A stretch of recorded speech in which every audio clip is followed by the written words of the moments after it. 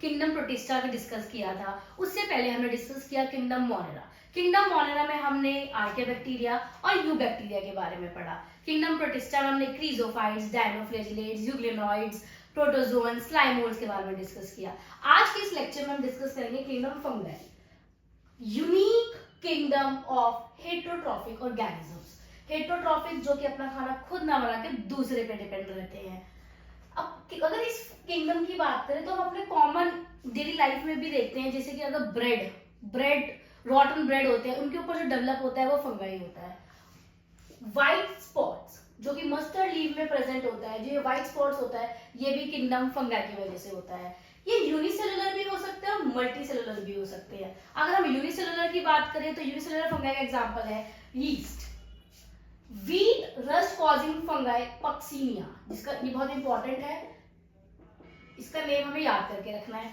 अगर एंटीबायोटिक्स की बात करें कि कौन एंटीबायोटिक्स प्रोड्यूस करता है तो वो है Penicillium. Penicillium important. Kingdom fungi जो होते हैं वो फिलामेंटस स्ट्रक्चर होता है और ये हाइफे का बना होता है और हाइफे के नेटवर्क को कहते हैं mycelium. Network of hyphae is known as mycelium. ये इनके बॉडी स्ट्रक्चर के बारे में बात की गई है। अगर हम एक एनसीईआरटी की लाइन जो कि बहुत इंपॉर्टेंट है, some hyphae are continuous to fill with multi nucleated cytoplasm, जिसे हम सिनोसिटिक हाइफे भी कहते हैं। क्या कहते हैं? सिनोसिटिक हाइफे, जो कि हम इनके टाइप्स के बाद डिस्कस करेंगे। इन किंगडम में जो ऑर्गेनिजम्स होते हैं, इनका सेल वो काइटिन और पॉलीसेकेराइड्स का बना होता है। They are mostly saprophytes, parasites और सिम्बियोटिक एसोसिएशन भी फॉर्म करते हैं। They are also symbionts. जैसे कि एग्जांपल मैंने बोर्ड पे लिखा है लाइकेन। लाइकेन जो होता है वो एसोसिएशन से बनता है किसकी? एल्गे एंड फंगाई की। अगर एक माइकोराइजा भी है जो कि हमें पढ़ना है, जो कि फंगाई और रूट्स ऑफ हायर प्लांट्स के एसोसिएशन से बनता है। तो लाइकेन और माइकोराइजा इंपॉर्टेंट है। अगर हम रिप्रोडक्शन की बात करें तो एसेक्सुअल रिप्रोडक्शन और सेक्सुअल रिप्रोडक्शन, दोनों रिप्रोडक्शन इस किंगडम में होती है। अगर हम एसेक्सुअल की बात करें तो फ्रेगमेंटेशन, बर्डिंग, फिजन, इन सभी मेथड से ये लोग रिप्रोड्यूस करते हैं। एसेक्सुअल स्पोर्स भी प्रोड्यूस होते हैं। एसेक्सुअल स्पोर्स जैसे कि कॉर्नेलिया, स्पोरेंजियोस्पोर्स एंड ज़ूस्पोर्स। ये बहुत इंपॉर्टेंट है स्पोर्स के नाम, जो कि हम अलग अलग टाइप्स में अलग अलग स्पोर्स के बारे में पढ़ेंगे। इनमें सेक्सुअल रिप्रोडक्शन बहुत इंटरेस्टिंग है और इंपॉर्टेंट भी है, जिसमें टू स्टेप्स होते हैं जो कि बहुत इंपॉर्टेंट है। अब हम इसके बारे में डिस्कस करेंगे किंगडम फंगाई। अब हम बात करते हैं सेक्सुअल रिप्रोडक्शन इन फंगाई। अगर हम स्पोर्स की बात करें कि सेक्सुअल स्पोर्स भी प्रोड्यूस होते हैं, जो कि होते हैं oospores, ascospores एंड basidiospores।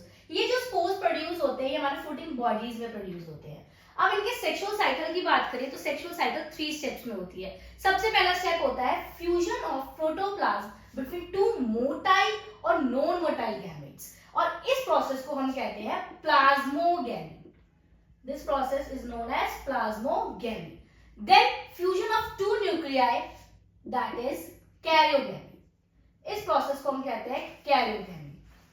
उसके बाद मियोसिस होती है, जिसमें कि हमारे हैप्लॉइड स्पोर्स बन जाते हैं।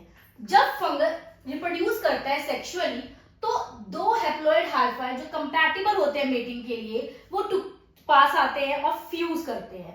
बट कुछ में जो फ्यूजन होती है 2 हैप्लॉइड स्पोर्स की, वो इमीडिएटली डिप्लॉयड सेल्स बना देती है।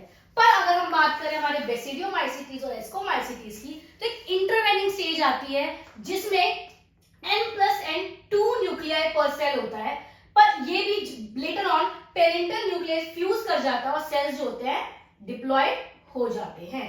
तो ये हमारा जो हमने पढ़ा, ये हमारा सेक्सुअल रिप्रोडक्शन की बात है। इसके बाद मॉर्फोलॉजी ऑफ माइसीलियम और मोड ऑफ न्यूट्रिशन के बेसिस पे इनको भी फर्दर क्लासिफाई करा गया है, जैसे कि phycomycetes, ascomycetes, basidiomycetes and Deuteromycetes. ये 4 टाइप्स हमें इसमें पढ़ना है, जो कि हम नेक्स्ट लेक्चर में पढ़ेंगे।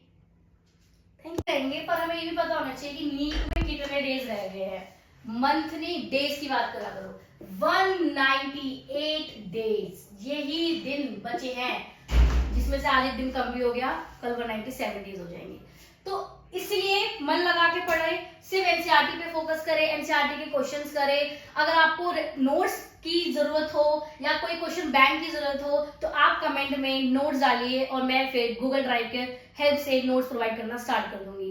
पर आपको इसीलिए कमेंट पे लिखना पड़ेगा कि नोट्स, तभी नोट्स मिलेंगे। कुछ पाने के लिए कुछ